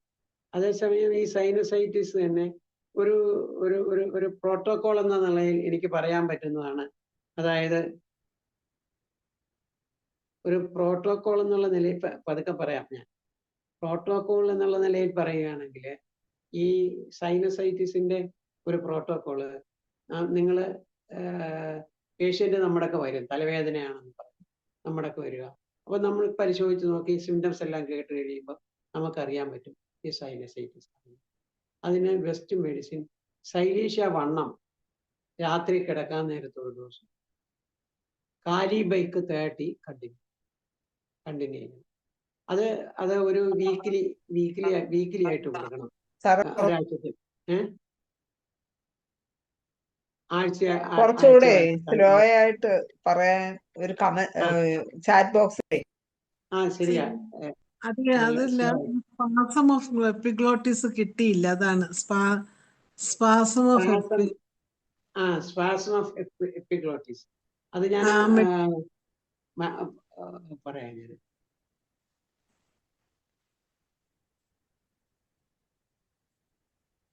ഞാൻ മെഡോറിനോ അല്ലേ പറഞ്ഞോ? അത് കേട്ടില്ല സാർ. അതുകൊണ്ടല്ലേ. മെഡോറിനോ ആണ് എൻ്റെ. പിന്നെ ബാക്കിയൊക്കെ സപ്രസ്ഡ് ഇറപ്ഷനെ പറഞ്ഞായിരുന്നല്ലോ. സൾഫർ ആണ് അതിന്റെ മരുന്ന്. അതൊക്കെ കിട്ടി. പിന്നെ ഈ സപ്രസ്ഡ് ഇറപ്ഷനില് പേഷ്യന്റ് ചില്ലിയാണെന്ന് വിചാരിച്ചുള്ള. മോസ്റ്റ് ചില്ലി പേഷ്യന്റ് ആണെങ്കിൽ നമുക്ക് സോറിനം കൊടുക്കാം. അവിടെയൊക്കെ ആ തെർമൽ റിയാക്ഷൻ വെച്ച് പ്രിസ്ക്രൈബ് ചെയ്യാം. പിന്നെ ഹേ ആസ്മയ്ക്ക് ഞാൻ പറഞ്ഞു ലൊബീലിയ, നാട്രം സൾഫർ, സ്റ്റിക്കയുടെ കാര്യമാണ് നമ്മളിപ്പോൾ പറഞ്ഞുകൊണ്ടിരുന്നത്. അപ്പോൾ ഈ രണ്ട് സൈഡിലും ഈ വേദന ഉണ്ടെങ്കിൽ കൊടുക്കാൻ പറ്റുന്ന ഏറ്റവും ബെസ്റ്റ് മെഡിസിൻ സ്റ്റിക്റ്റയാണ്. വലത്ത് വശത്താണെങ്കിൽ നമുക്ക് സാങ്കുണറിയം, ലെഫ്റ്റ് സൈഡ് ആണെങ്കിൽ സൈലീഷ്യ കൊടുക്കാം. അത് അതിൻ്റെ ആ സിംറ്റം അനുസരിച്ച് നിങ്ങൾക്ക് പ്രിസ്ക്രൈബ് ചെയ്യാം. അതിൻ്റെ കൂട്ടത്തിൽ തന്നെ ഈ കോൺസ്റ്റിറ്റ്യൂഷണൽ മെഡിസിൻ കൂടെ കൊടുക്കാം. പിന്നെ ഹ്യൂമിഡ് ആസ്മ, ഹ്യൂമിഡ് ആസ്മയ്ക്ക് നാട്രം സൾഫർ നല്ല മെഡിസിനാണ്. പക്ഷെ അതിൻ്റെ ഒരു ഇന്റർകറന്റ് ആയിട്ട് കൊടുക്കാൻ പറ്റുന്ന ഒരു മെഡിസിനാണ് ബാസിലിനം. ഒരു ഡോസ് കൊടുക്കാം. പിന്നെ ഈ ഡെക്കാമറ ബെസ്റ്റ് മെഡിസിനാണ്. ആഴ്സനിക് അയോഡ് നല്ല മെഡിസിനാണ്. ആഴ്സനിക് അയോഡിൽ നമ്മൾ നോക്കുമ്പോൾ പേഷ്യന്റ് ഒരു ബോത്ത് ഹോട്ട് ആൻഡ് കോൾഡ് കാണിക്കും. അപ്പൊ അങ്ങനെയാണെങ്കിൽ ആഴ്സനിക് അയോഡ് കൊടുക്കാം. പിന്നെ സെനേഗയും ഈ തുമ്മല് ബെസ്റ്റ്. തുമ്മി ചുമയാകുന്നതിനോ അല്ലെ ചുമച്ച് തുമ്മലിലേക്ക് വരുന്നതിനോ ഞാൻ സാധാരണയായിട്ട് സെനേഗ. പിന്നെ നെർവസ് ആസ്മ അത് പറഞ്ഞു കഴിഞ്ഞു. അതായത് അസഫോയിറ്റിഡ ബെസ്റ്റ് ഒരു മെഡിസിൻ, നെർവസ് ആസ്മ. പിന്നെ മോസ്കസ് നല്ല മെഡിസിനാണ്. പിന്നെ കുപ്രമെറ്റ് നല്ല മെഡിസിനാണ്. പിന്നെ ഈ പീരിയോഡിക്കൽ ആസ്മ എന്ന് പറഞ്ഞിട്ടുണ്ട്. അതെന്താന്ന് വെച്ച് കഴിഞ്ഞാൽ പീരിയോഡിക്കൽ, അതായത് ഒരു 2 ആഴ്ച കൂടുമ്പോഴോ ഇല്ലെങ്കിൽ 1 മാസം കൂടുമ്പോഴോ പീരിയോഡിക്കലായിട്ട് അതിന് കൊടുക്കേണ്ട മെഡിസിൻ ആഴ്സനിക് ആൽബർട്ടെന്നമാണ്. പിന്നെ ഈ ആസ്മ പ്രിസീഡഡ് ബൈ കൊറൈസ, അതായത് ഒരു ജലദോഷം വന്നു കഴിഞ്ഞാൽ അത് ആസ്മയിലേക്ക് പോവുക. അതിന് ബെസ്റ്റ് മെഡിസിൻ ആറേലിയ റെസിമോസയാണ്.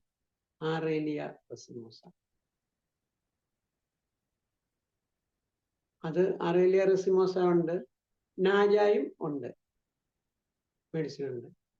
പിന്നെ ഈ ബ്രോങ്കിയൽ കറ്റാറ ഞാൻ മുമ്പേ പറഞ്ഞു. അതായത് ബ്രോങ്കിയൽ കറ്റാറ ഈ കഫം കുളുകുളാന്നും പറഞ്ഞുള്ള കഫം വരും. അതിന് ബെസ്റ്റ് ആന്റിൻഡാർക്ക് തന്നെയാണ്. പിന്നെ വിമ്മിഷ്ടം കൂടെ ഉണ്ട് അതിൻ്റെ കൂട്ടത്തിൽ. ആഴ്സനിക് ആൽഫ് ഡെയിലി 1 ഡോസ് വെച്ച് കൊടുക്കാം. പിന്നെ ഗ്രൈൻഡീലിയ, എപ്പിക്കാക്കൊക്കെ അതിൻ്റെ കൂട്ടത്തിൽ വരുന്നതാണ്. അതാ സിംറ്റം നോക്കി കൊടുത്താൽ മതി. പക്ഷെ ഈ ബേണിംഗ് ഓഫ് ദി ത്രോട്ട് പറയും ചില പേഷ്യൻസ്. എൻ്റെ തൊണ്ട പുകയുന്നു എന്ന് പറയും ഇതിന്റെ കൂട്ടത്തിൽ. അപ്പൊ അങ്ങനെയുള്ള പേഷ്യൻസിന് കൊടുക്കാൻ പറ്റുന്നതാണ് ആറേലിയ, അതിന് കൊടുക്കാവുന്നത്. പിന്നെ കൺസ്ട്രിക്ഷൻ ഓഫ് ദി ത്രോട്ട്, തൊണ്ട ഇങ്ങനെ കൺസ്ട്രിക്ട് ചെയ്തിരിക്കുക, അത് എനിക്ക് തോന്നുന്നത് ഒരു ഈ എന്താ പറയുക ഇഗ്നേഷ്യയുടെ പോലത്തെ ഒരു സിംറ്റമാണ് അത്, constriction of the throat. Hysterical patients പറയുന്നത്, ഹിസ്റ്റീരിക്കൽ പേഷ്യൻസ് അതിന് നല്ല മെഡിസിൻ മോസ്കസ് ആണ്. Moschus constriction of the throat moschus ആണ്.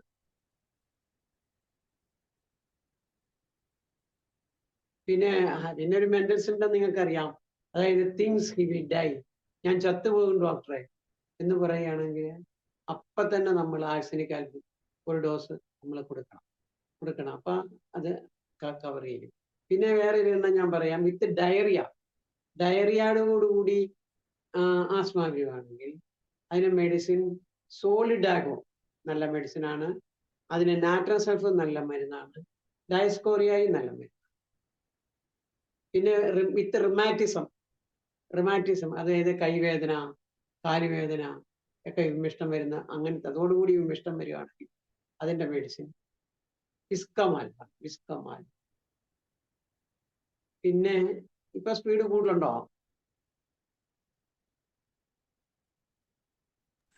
ഇപ്പൊ കുഴപ്പമില്ല. ഇല്ല, കുഴപ്പമില്ല. കുറച്ച് അത്ര കുറച്ചുണ്ട്. എന്നാ ഇനി പിന്നെ കുറയ്ക്കാം. പിന്നെ സാറേ ഇനി 18 ഒരു 2 മിനിറ്റ് കൂടെ കഴിഞ്ഞിട്ട് നമുക്കൊരു ഡിസ്കഷന് സമയം കൊടുത്താലോ? ആരെങ്കിലും എഴുതാത്തതോ വിട്ടുപോയിട്ടുള്ളോ ഈ എഴുതാൻ പറ്റാത്തതോ ആയ ആർക്കെങ്കിലും ബുദ്ധിമുട്ടുണ്ടോ ചോദിക്കാം. ഒരു 2 മിനിറ്റ് കൂടെ ആകുമ്പോ നിർത്താം. അല്ല, സൈനസൈറ്റിസിന്റെ പ്രോട്ടോകോൾ തീർത്തില്ല. സൈനസിന്റെ പ്രോട്ടോകോൾ എങ്ങനെയാന്ന് വെച്ച് കഴിഞ്ഞാല് ഈ പേഷ്യന്റിന് രാത്രി കിടക്കാൻ നേരത്ത് സൈലീഷ വണ്ണം ഒരു ഡോസ് കഴിക്കാൻ പറയണം. പിന്നെ കാലിബൈക്ക് 30 3 നേരം, രാവിലെ, ഉച്ചയ്ക്ക്, രാത്രി അങ്ങനെ കഴിക്കാൻ പറയണം. അതിന്റെ കൂട്ടത്തില് ഞാനൊരു ടെക്നിക്കും കൂടെ പറഞ്ഞുതരാം. ഈ സൈനസിൽ ഇൻഫെക്ഷൻ ഉള്ളത് കൊണ്ടാണല്ലോ ഈ സൈനസൈറ്റിസ് ഉണ്ടാകുന്നത്. ഞാൻ സാധാരണയായിട്ട് ഈ പേഷ്യന്റിന് ഞാൻ ഒരു 1/2 ounce കലണ്ടുല ടിഞ്ചറും കൊടുക്കും. എന്നിട്ട് ഈ പുട്ടുകുടത്തിനകത്ത് തിളപ്പിച്ച് കഴിഞ്ഞിട്ട് ഈ ആവി, ഈ കലണ്ടുല ടിഞ്ചർ ഒരു 10-40 തുള്ളി ഇറ്റിക്കാൻ പറയും. 40-50 തുള്ളി ഇറ്റിക്കാൻ പറയും. ഇറ്റ് കഴിഞ്ഞിട്ട് ആവി എടുക്കാൻ പറയും. അതിന്റെ ഒരു മെച്ചം എന്താന്ന് വെച്ച് കഴിഞ്ഞാല് ഈ കലണ്ടുല ഉൾപ്പെടെ വരുന്ന ഈ സ്റ്റീമിന് കുറച്ച് ആന്റിബയോട്ടിക് ഇഫക്റ്റ്. അപ്പൊ അതിനകത്ത് മൂക്കിനകത്തേക്ക് കയറി കഴിഞ്ഞു കഴിഞ്ഞാല് കുറച്ച് ഇൻഫെക്ഷൻ കുറയും. അതെന്റെ ഒരു ഇത് തന്നെ ഞാൻ ഇപ്പം ചെയ്യാറില്ല. പണ്ട് സ്ഥിരമായിട്ട് ചെയ്തുകൊണ്ടിരുന്നത് ഇതുണ്ടല്ലോ നമ്മുടെ ത്രോട്ട്, ഈ ടോൺസിലൈറ്റിസിന് ഞാൻ കലണ്ടുല ടച്ച് ചെയ്യുന്നൊരു പരിപാടി ഉണ്ടായി. കലണ്ടുല ടച്ച് ചെയ്യുക അത് നല്ല ഹൈലി. പിന്നെ ഇത് നമുക്ക് തീർക്കാം ഇപ്പൊ തന്നെ. വിത്ത് പാൽപിറ്റേഷൻ, അതായത് ഈ ആസ്മ വിത്ത് പാൽപിറ്റേഷൻ ഉണ്ടെങ്കിൽ അതിന്റെ മെഡിസിൻ കാക്ടസ് ആണ് ബെസ്റ്റ് മെഡിസിൻ. പിന്നെ യൂക്കാലിപ്റ്റസ് ഉണ്ട്, എന്നാൽ കാക്ടസ് ആണ് കൂടുതലും. പിന്നെ burning in chest with nausea, കാലിനൈട്രിക്. പിന്നെ ഇനി നമുക്ക് അടുത്തുള്ള എന്താന്ന് വെച്ച് കഴിഞ്ഞാല് ഈ മൊഡാലിറ്റീസ് ആണ്. മൊഡാലിറ്റീസ് നമുക്ക് അടുത്ത ക്ലാസ്സിൽ എടുക്കാം. മൊഡാലിറ്റീസ് എടുക്കാം. എങ്ങനെയാണ് തെർമൽ റിയാക്ഷൻ കണ്ടുപിടിക്കുന്നത്, ഇതിന് അടുത്ത് മൊഡാലിറ്റീസ് ഉണ്ട് കുറച്ച് ഏറെ, അത് കണ്ടുപിടിക്കാം. അത് ഞാൻ പറയാം.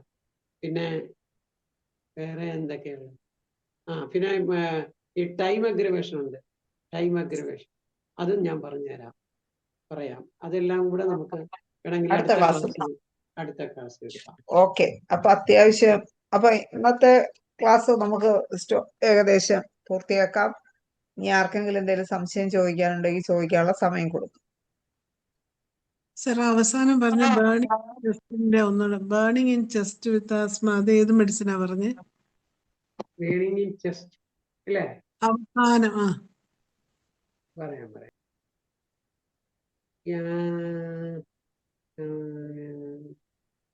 ബേണിംഗ് ഇൻ ചെസ്റ്റ് പറഞ്ഞ കാലിനൈട്രിക്കം ആണ് burning in chest. With nausea ആ കാലിന്.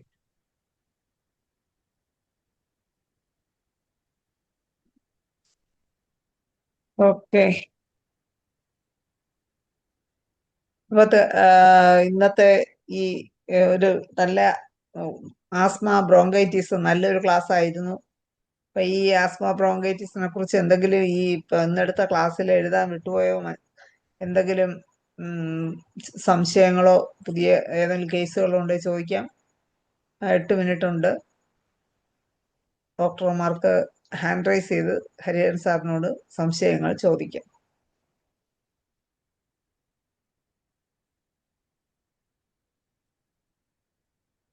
ആർക്കെങ്കിലും എന്തെങ്കിലും സംശയങ്ങളുണ്ടോ?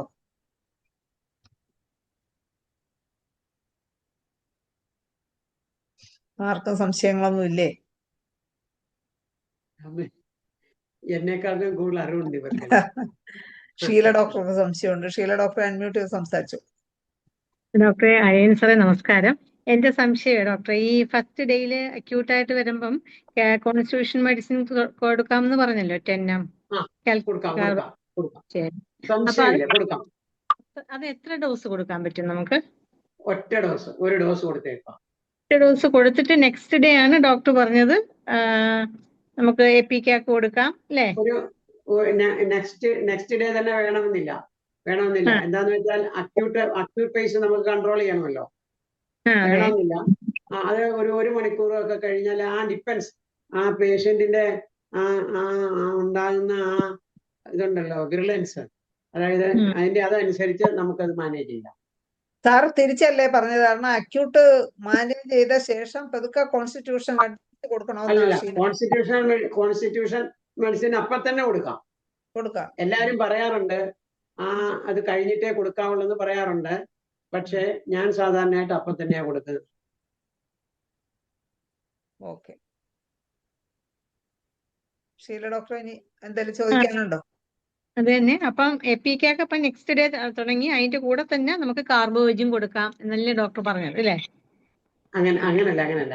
നമ്മളിപ്പം സൈലീഷ്യ ആണെന്ന് നമുക്ക് കണ്ടു. നമ്മൾ സൈലീഷ്യ അപ്പൊ തന്നെ കൊടുത്തു.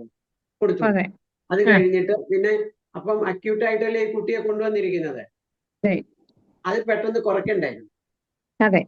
അത് കഴിഞ്ഞിട്ട് ഒരു മണിക്കൂറോ മറ്റോ കഴിഞ്ഞു കഴിഞ്ഞാല് നമുക്ക് നമ്മുടെ അക്യൂട്ട് മെഡിസിൻ സ്റ്റാർട്ട് ചെയ്യാം.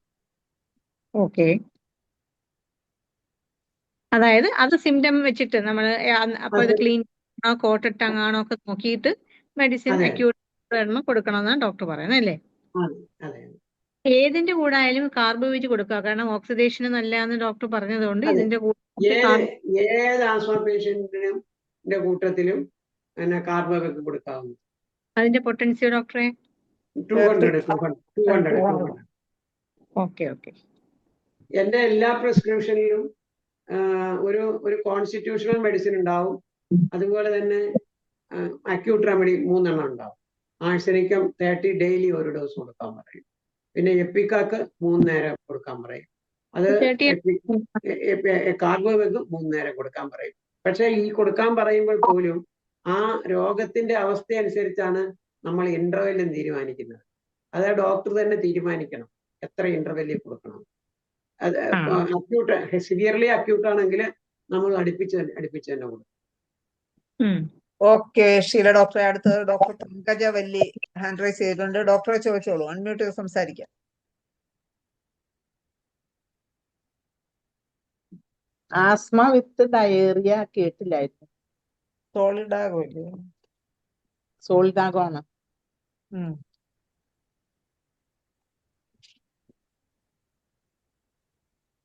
സോളിഡാഗോ. Thank you. Okay. Pankajavalli hi.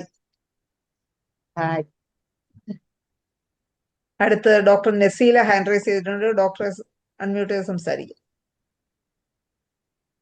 നമസ്കാരം സാറേ. സാർ, ഞാനൊരു 12 വയസ്സായിട്ടുള്ള ഒരു ആൺകുട്ടിക്ക് സാറിനോട് ചോദിച്ചിട്ടുണ്ട്. സാറിനെ പേഴ്സണലി വിളിച്ചിട്ട് എപ്പോഴും ആസ്മയായിരുന്നു. ആസ്മ എന്ന് പറഞ്ഞാൽ ചെറുതായിട്ടൊരു ജലദോഷം വന്ന് പനിയായി ആസ്മയാവും. പിന്നെ അതുപോലെ തന്നെ സ്കൂളിട്ട് വന്ന് കളിക്കാൻ പോയാൽ ഒന്ന് ഓടിക്കളിക്കുക അല്ലെങ്കിൽ സ്കൂളിൽ നിന്ന് ഓടിക്കളിക്കുക ചെയ്താൽ അന്ന് രാത്രി എന്തായാലും ശ്വാസം മുട്ടും. ആ കേസിൽ ഞാൻ കേസൊക്കെ എടുത്തു. ആ കുട്ടിക്ക് മിസെൻട്രിക് ലിംഫാഡിനൈറ്റിസ് ഉണ്ടായിരുന്നു. പിന്നെ നല്ല മെലിഞ്ഞിട്ടുള്ള കുട്ടിയായിരുന്നു, വാർഡ്സ് ഉണ്ടായിരുന്നു. ഞാൻ സാറിനെ ഹരിഹരൻ സാറിനെ വിളിച്ചിട്ട് സൈലീഷ്യ, ട്യൂബർകുലിനം, മെഡോ, ലാസ്റ്റ് സൾഫർ 10 ml ആണെന്ന് തോന്നുന്നു. അത് നല്ല രീതിയിൽ ആസ്മയും മാറി, അതുപോലെ തന്നെ വാർഡ്സും പോയി. ഇപ്പം കുട്ടിക്ക് ആസ്മ ഒട്ടുമില്ല, എത്ര ഓടി കളിച്ചാലും പ്രശ്നമില്ല. പക്ഷെ രാവിലെ എണീറ്റിട്ടുള്ള ആ തുമ്മലുണ്ട്. അതായത് രാവിലെ മദ്രസയിലൊക്കെ പോകാൻ വേണ്ടിയിട്ട് ഏർലി മോർണിംഗ് എണീറ്റ് കുളിച്ചു കഴിഞ്ഞാൽ കുട്ടി എന്തായാലും തുമ്മിയിരിക്കും. ആ തുമ്മല് ഞാനിപ്പോ പോത്തോസും അതുപോലെ തന്നെ സെബാഡിലൊക്കെ കൊടുക്കുമ്പോൾ സബ്സൈഡ് ചെയ്യുന്നുണ്ട്. പക്ഷെ അത് നിർത്തുമ്പോൾ വീണ്ടും തുമ്മല്. പക്ഷെ ഈ തുമ്മലും കൂടി ഇനിയൊന്ന് മാറാനുണ്ട്. അപ്പം അതെന്താണ് കൊടുക്കുക? അത് ഡോക്ടർ തന്നെ അതിന്റെ ഉത്തരം കണ്ടുപിടിക്കാൻ പറ്റും. രാവിലെ കുളി കഴിഞ്ഞിട്ടല്ലേ ഇതുണ്ടാകുന്നത്? രാവിലെ കുളി കഴിഞ്ഞിട്ടാണോ ഇതുണ്ടാകുന്നത്? വിളിക്കുമ്പോഴാണ് അഗ്രവേഷൻ എന്നല്ലേ പറഞ്ഞ്. ഒന്നുകൂടെ അന്നോട് സംസാരിക്കൂ ഡോക്ടറെ. നസീബ. അതെ അതെ അതെ. ആ രാവിലെയാണ്, രാവിലത്തെ തുമ്മലാണ് ഇപ്പൊ അത് മെഡിസിൻ കൊടുക്കുമ്പോൾ മാത്രമേ നിൽക്കുന്നുള്ളൂ. അപ്പൊ ഡോക്ടർ കുളിച്ചു കഴിഞ്ഞാലാണ്. രാവിലെ കുളിച്ചിട്ടില്ലെങ്കിൽ ഇത്ര വലിയ കുഴപ്പമില്ല. നാട്രോസൾഫേറ്റ് 10 കൊടുക്കണം. ഞാൻ ഇപ്പൊ 6x കൊടുത്തോണ്ടിരിക്കുന്നുണ്ട്. അത് 10 ml കൂടി കൊടുക്കാം അല്ലെ? 6x കൊടുത്താലൊന്നും അത് കൺട്രോൾ ചെയ്യത്തില്ല. അത് നാട്രോസൾഫേറ്റ് 10 കൊടുക്കും. ഒരു ഭയങ്കര മിനിമം ഡോസിലാണ്, ഒറ്റ ഡോസ് കൊടുത്താൽ മതി അല്ലേ? ഒറ്റ ഡോസ് കൊടുക്കണം, ഒറ്റ ഡോസ്. അത് ഒരു ചെറിയ പിൽസ് ആണെങ്കിൽ വെള്ളത്തിൽ കലക്കിയിട്ട് അതിൽ നിന്ന് ഒരു സ്പൂൺ എടുത്ത് കൊടുക്കണം, ഇല്ലെങ്കിൽ 2 സ്പൂൺ എടുത്ത് കൊടുക്കണം. ഒരു ഒറ്റ പ്രാവശ്യം കൊടുത്താൽ മതി. എന്നിട്ട് ഒരാഴ്ച ഡോക്ടർ വെയിറ്റ് ചെയ്യും. ശരി, ഒരാഴ്ച കൊണ്ട് ആ സിംറ്റം ആവും. സാധാരണയായിട്ട് ഒരാഴ്ചത്തേക്കുള്ള മെഡിസിനാണ് ഇവർക്കെല്ലാം കൊടുത്തു വിടാറ്, ഒരാഴ്ചത്തേക്ക്. പിന്നെ എല്ലാം ഭേദമായി കഴിഞ്ഞു കഴിഞ്ഞാൽ പിന്നെ വേറെ ഞാൻ ഇതിന്റെ കൂട്ടത്തിൽ ടിഞ്ചേഴ്സ് ഉപയോഗിക്കാറുണ്ട്. ആ ടിഞ്ചേഴ്സ് ഞാൻ അടുത്ത ക്ലാസ്സിൽ പറഞ്ഞു തരാം, ഏതൊക്കെ ടിഞ്ചേഴ്സ് ആണ് ഉപയോഗിക്കാറ്. സലീം കുമാർ ഡോക്ടർ എന്തായാലും ചോദിക്കാനുണ്ടോ? എന്തായാലും നമ്മുടെ സമയം ഏകദേശം കഴിയാറായി. സലീം കുമാർ ഡോക്ടർക്ക് എന്തെങ്കിലും ചോദിക്കാണ്ടേ ചോദിക്കാം. കൂടാതെ നല്ലൊരു ക്ലാസ് എടുത്ത ഹരിഹരൻ സാറിന് നന്ദി കൂടി പറയാൻ വേണ്ടി ഡോക്ടർ സലീം കുമാറിനെ ക്ഷണിക്കും. അൺമ്യൂട്ട് ചെയ്യണ്ട.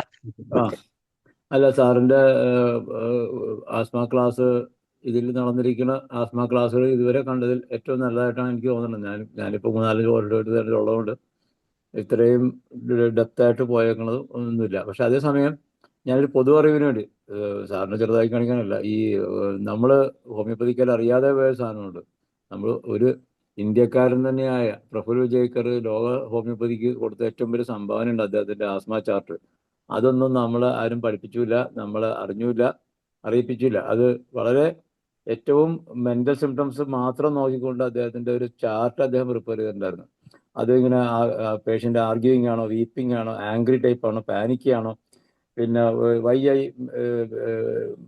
ആസ്മ വരുമ്പോൾ അവരൊക്കെ പേഷ്യൻ്റ് എന്താ ചെയ്യുന്നത്, ഭർത്താവിനോട് അയാൾ അനങ്ങോട് കിടക്കണ്ടില്ല, എനിക്ക് വെള്ളം ചൂടാക്കി തരാൻ പാടില്ലേ, അല്ലെങ്കിൽ അങ്ങനെയൊക്കെയുള്ള അല്ലെങ്കിൽ എന്തിനാ അദ്ദേഹത്തിന് ബുദ്ധിമുട്ടിക്കണം, അങ്ങനെയുള്ള ആ ചിന്തകൾ വെച്ചിട്ടൊക്കെ അദ്ദേഹം കുറച്ച് മെഡിസിൻസ് കൊണ്ട് ആസ്മകൾ കവർ ചെയ്യാവുന്ന ഒരു സാധനം. അത് അത്ഭുതകരമായിരുന്നു. പക്ഷെ അതൊന്നും ഇപ്പോഴും ആളുകളിലേക്ക് എത്തിയില്ല. അതാണ് ഏറ്റവും വലിയ സങ്കടം. ഇവിടെ ഇപ്പം തന്നെ സാറ് ഇതിനകത്തൊരു മയാസ്മാറ്റിക് ഒരു ഇതും കൂടിയൊക്കെ കയറ്റുന്നതുകൊണ്ടാണ് അത് ഒരു പെർമനന്റ് ക്യൂറിലേക്ക് കുറെങ്കിലും പോകുന്നത്. മറ്റേത് അത്രയും കൂടി ബുദ്ധിമുട്ടായിരുന്നില്ല. പക്ഷെ അങ്ങനെ ഒരു സംഭവം ഉണ്ടെന്ന് ഞാൻ അറിയിക്കായിരുന്നു. പിന്നെ എനിക്ക് ഏറ്റവും സന്തോഷം എന്ന് പറഞ്ഞു കഴിഞ്ഞാൽ ഹരിഹരൻ സാറ് ക്ലാസ് എടുക്കാൻ ധൈര്യം കാണിച്ചു തുടങ്ങി എന്നുള്ളതാണ്. ഒരു കാലത്ത് കേരളം മുഴുക്കി ക്ലാസ് നടന്നു വെച്ച ആള് ക്ലാസ്സിനോട് വിരക്തി തോന്നി ക്ലാസ്സുകളെ എടുക്കലില്ല എന്ന് തീരുമാനിച്ച വ്യക്തി ഇപ്പൊ തീരുമാനം മാറ്റിയിടക്ക് ക്ലാസ് എടുക്കാൻ തുടങ്ങിയതിൽ വളരെയധികം കേരളത്തിലെ മൊത്തം ഹോമിയോപ്പതി സമൂഹത്തിനും ഈ IFPHന് വേണ്ടിയിട്ട് ഞാൻ നന്ദി പറയുന്നു. ഇനിയും ഇതൊക്കെ ഒന്ന് പറഞ്ഞ് സാറ് തീർക്കണം. കാര്യം സാറിന്റെ വായിൽ വരുന്നത് മുത്തുകളാണ്. അത് ഞങ്ങളൊക്കെ പെറുക്കിയെടുത്തോണ്ടിരിക്കുകയാണ്. ഞാൻ കുറെ നാളുകൂടിയാണ് ഇന്ന് നോട്ട്സ് എഴുതിയത്. അപ്പൊ അതുകൊണ്ട് സാറ് ഇതെല്ലാം ഇനിയും പറഞ്ഞ് തീർക്കണമെന്നാണ് IFPHന് വേണ്ടിയിട്ട് ഞാൻ അഭ്യർത്ഥിക്കുന്നു. ഇത്തരം നല്ല ക്ലാസ് എടുക്കാൻ ഇന്ന് സമയം കണ്ടെത്തിയതിന് ഒരിക്കൽ കൂടി നന്ദി പറഞ്ഞിട്ട് വാക്കുകൾ അവസാനിപ്പിക്കുന്നു. സലീം കുമാർ ഡോക്ടർക്കും പ്രത്യേകം നന്ദി അറിയിക്കുന്നു. ജയലളിത ഡോക്ടർ ഉഗ്രൻ ക്ലാസ് ആണെന്ന് ചാറ്റ് ബോക്സിൽ എഴുതിയിട്ടിട്ടുണ്ട്. കുറച്ചുകൂടെ സ്ലോയിൽ പോണോന്ന് മാത്രം എന്നും കൂടി. അടുത്ത പ്രാവശ്യം ഞാൻ സ്ലോയിൽ പോകാം. അതെന്റെ ഒരു സ്വസിദ്ധമായിട്ടുള്ള രീതി ആയതുകൊണ്ടാണ്. അടുത്ത പ്രാവശ്യം സലീം കുമാറിനെ കണ്ടത് വളരെ സന്തോഷം. ഓക്കെ, അടുത്ത പ്രാവശ്യം ശ്രമിക്കാം അല്ലേ? തീർച്ചയായിട്ടും ഞാൻ അടുത്ത പ്രാവശ്യം ഉദ്ദേശിക്കുന്നത് ഈ മൊഡാലിറ്റീസ് എടുക്കാം. പിന്നെ എങ്ങനെയാണ് തെർമൽ കണ്ടുപിടിക്കുന്നത് അത് ഞാൻ പഠിപ്പിച്ചു തരാം. പല ഡോക്ടർമാർക്കും അറിയത്തില്ല എങ്ങനെയാണ് തെർമൽ കണ്ടുപിടിക്കുന്നത്. പിന്നെ ഉപയോഗിക്കുന്ന ടിഞ്ചേഴ്സ് ഞാൻ പറഞ്ഞുതരാം. പിന്നെ എല്ലാം പറഞ്ഞുതരാം. പിന്നെ ഞാൻ സ്ഥിരമായിട്ട് ഉപയോഗിക്കുന്ന കുറച്ച് പ്രോട്ടോകോൾസ് ഉണ്ട്, അത് പറഞ്ഞുതരാം.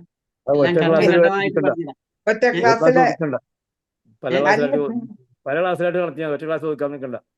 അല്ല, ഒറ്റ ക്ലാസ് ആയിട്ട് തീരത്തില്ല. കോൺസ്റ്റിറ്റ്യൂഷനെ കുറിച്ച് ഒരു പരമ്പര തന്നെ ഉണ്ടായിരുന്നു. സലീം കുമാർ ഡോക്ടർക്ക് അത് മിസ്സായി. ഞാനത് അല്ലാണ്ട് കേൾക്കുന്നുണ്ടായിരുന്നു ഇത് വെച്ചിട്ട് എഴുതിയെടുക്കുകയൊക്കെ ചെയ്യണ്ടേ. അപ്പൊ നമ്മുടെ ഇന്നത്തെ ഈ മലയാളം വിഭാഗം പ്രോഗ്രാം അവസാനിപ്പിക്കുവാൻ സമയമായി.